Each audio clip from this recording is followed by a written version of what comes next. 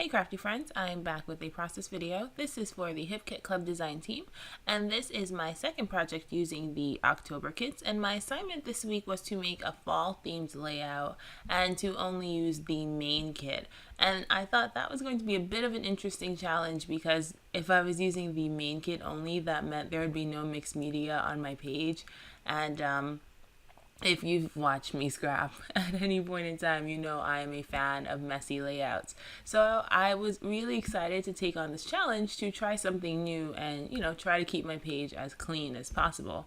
Obviously, I don't really succeed because my pages will always be messy, but it was pretty fun. So what I did off camera was I cut that wreath cut file on a blue, coral, and yellow paper. And then the other thing I did was trace the heart element onto this yellow paper. This is a paper by Jen Hadfield.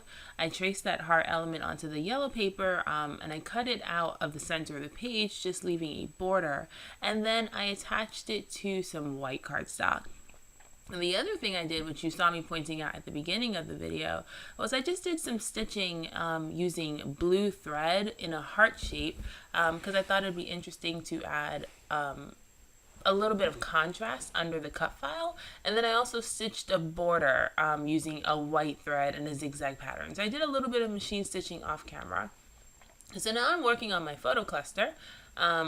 After I, finished matting and sticking down my wreath and everything else, I decided to work on the main, focus of my layout, which is the photo. So the first thing I did was attach the pictures to vellum. So I'll tell you a little bit about the pictures because this is a really easy page to follow and I don't need to walk you through every step. So let's have a little bit of a chit chat. Last October, my husband and I went to Boo at the Zoo at the Bronx Zoo. A little backstory, Joshua and I are big kids. We probably will never grow up. But once I learned that Boo at the Zoo was a thing, I demanded that we go. So what they do at the Bronx Zoo, I'm not sure if it's only at the Bronx Zoo or if it's all of the New York City zoos, but what they did at the Bronx Zoo is they do this thing called Boo at the Zoo.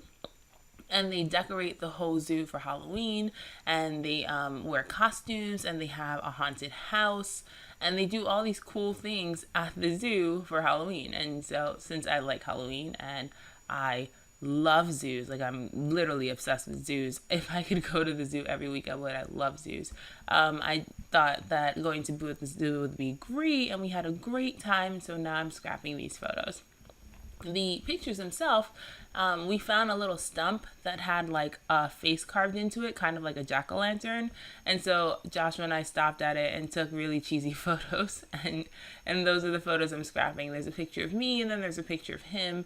And I thought I'd make a cool double photo spread because it's photos of the both of us.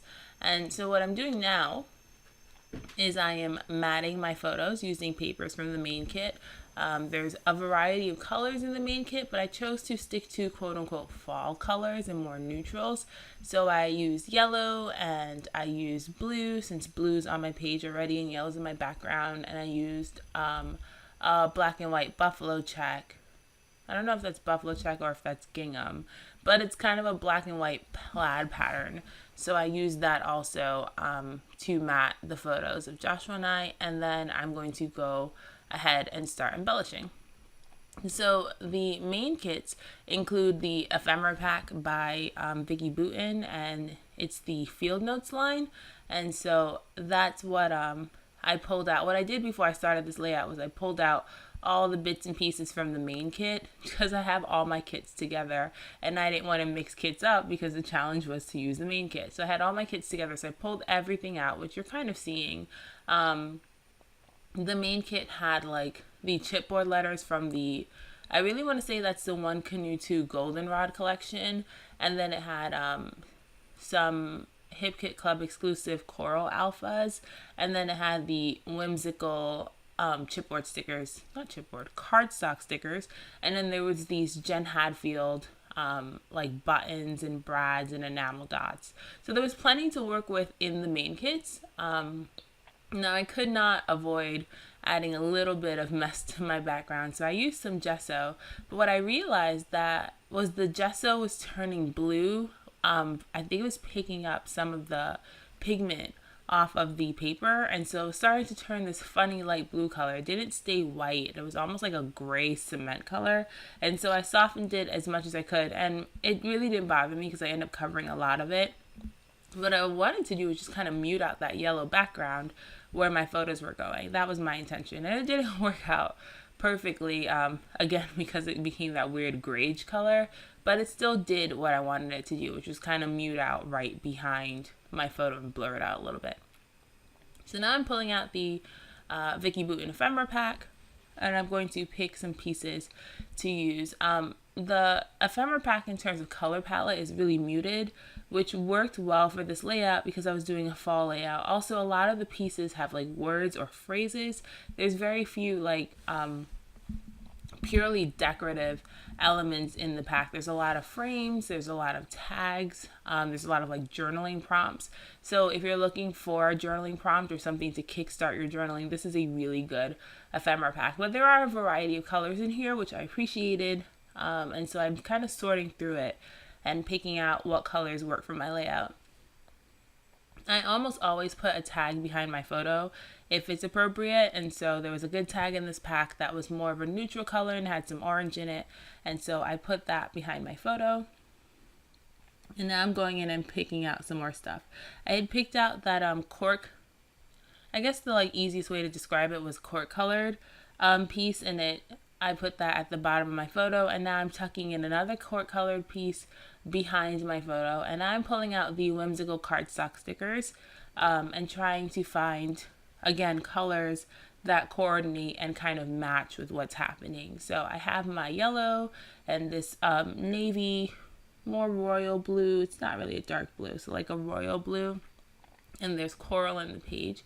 So I take this kind of aqua colored frame. It's an aqua colored circle frame, and I put it behind my photo, so it's peeking out of the bottom of my photo. And I do that with just about every one of the embellishments I use here. I tuck it so it's kind of hanging out behind. So I grab that foil, the foil sticker from the whimsical pack, and I use that as a it's a scallop edge, so I put it behind at the bottom of my photo, so it's kind of peeking out. I like having little bits and pieces hanging out from behind photos or under photos. I think it adds interest to the page, and it gives you something, it gives you different things to look at. So you're not just looking at the photo. There's other things happening that are cool for you to look at. So that's what I did with that scalloped sticker. And then I pull out another scallop sticker to see if I like it, and I do like it. And so now I have those two scallops layered at the bottom, and I think they work well with the circle shape of the frame that's on the left side of my photo. And so I like the way that the circle frame continues with the scalloped border. So now I'm just continuing to embellish. I go back and forth between the ephemera pack and these stickers. Right now I just pulled out a bunch of clouds because I wanted to do kind of a vertical. So my idea for the layout was to have kind of an L-shaped design. So I wanted to do something going vertically and then going horizontally across the page.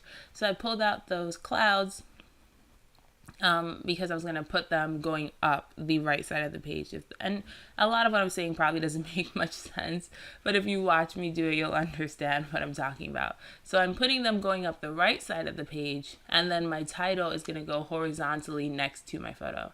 So now I found this frame sticker, and my favorite thing to do, you've seen me do this probably hundreds of times, is cut a frame in half. If only half of the frame is going to be exposed, I see no reason to use the whole thing and hide it when you can use the other half somewhere else. So I cut it in half first before I stick it down, and then that way I get to save it and use the other piece later. And if I remember correctly, because I made this layout a very long time ago, I think I put it on the other side. I am right. I do put it on the other side of the photo to kind of balance it out. Also because I had a lot of things on the left side and I didn't have much going on the right. So since I already had half, it was the same colors. There was colors that are already in my layout. I put them on the right side also. So now I'm going back again and looking to see if there's anything in the cardstock stickers that I want to include. And then I find at the bottom of those cardstock stickers on the more of the back side, there's a bunch of word phrases, and some are single words, some are double words, and they were perfect colors to match my layout. There was a corally color, and there was blue, and there was yellow. So I pulled out some of those and started layering them behind my photo. And they're kind of just like peeking out. And so now I realize that there's orange in my cut file, and there's orange behind my photo in one of those little tiles, but there's not enough orange in the page. And so there's this orange circle piece from the die cut pack that I cut the it was kind of like a label, so half of it was white and the other half was orange. I cut the white part off just because I didn't need it, and I stuck it behind my photo, and now there's more orange happening. The other reason I did that I wanted to include orange in the page, is because I knew I wanted to use the Hip Kit Club exclusive alphas that are in the main kit this month, and they're a warm, like peachy coral. And so I figured if I had more orange in the page, that would help me introduce the orange in my title. So now I'm just sticking down everything. I've been using this double-sided tape that I got from Amazon. I got like 6 rolls of it for $10. It was such a good buy. It's really good quality. It's like, you know, there's no name brand to it, but it's really good quality. And so that's what I've been using to stick down most of my things. And now I'm going to put down my clouds. And so you kind of see what I was talking about earlier with that vertical element going up the side of the page. I use a rose gold like foiled cloud, since I had that rose gold foiled scallop at the bottom of my photo, and then a light blue cloud and a polka dot cloud, and then I put that heart down just because I had the foil element already, so I'm trying to like carry it across so it just doesn't look like it was in there one place.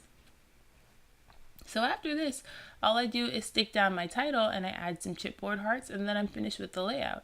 I went with spooky and sweet for my title. The sweet was already in the goldenrod chipboard stickers, and so I added spooky to carry over the whole Halloween theme of the layout.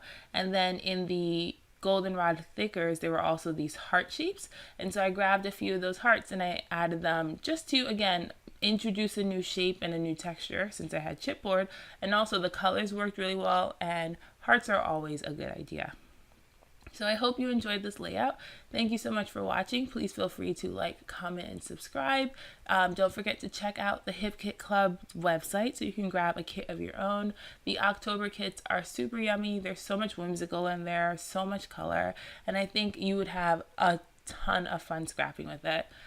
So that's all for me today. There'll be still photos after the break, and as always, keep it crafty, friends, and have a great day.